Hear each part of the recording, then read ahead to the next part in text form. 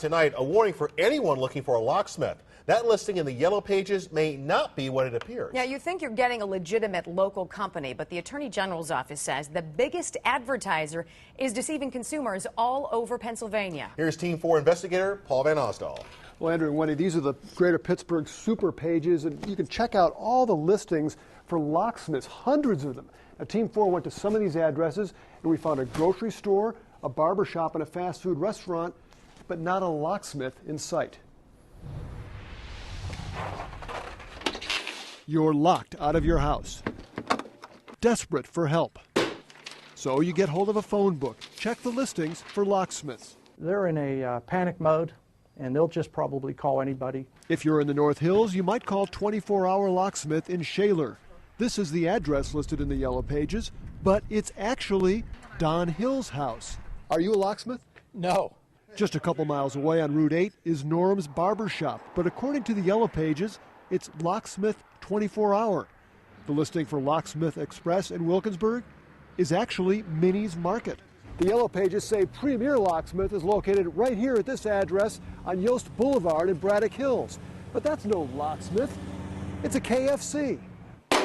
The Attorney General's office is suing the company behind these listings, Always in Service, Inc. The suit accuses the company of using more than a dozen phony business names, more than 300 telephone numbers, and all those ads to mislead consumers into thinking they're dealing with local businesses. The lawsuit says all supposedly local calls are funneled into this office in Abington, outside Philadelphia. That's where our sister station WGAL caught up with an attorney for Always in Service. I don't believe the ad is misleading. And what about the phone numbers that appear to be local? This is local. Numbers are for the convenience of the consumer who does not have long-distance telephone numbers.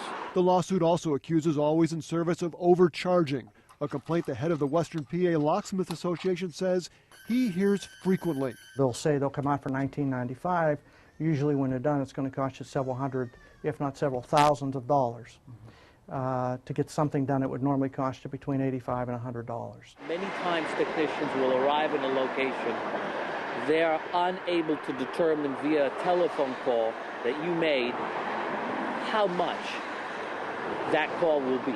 You can be sure no locksmiths will be coming from Don Hill's house in Shaler, no matter what the Yellow Pages say. If they're doing that for some sinister purposes, it should be stopped.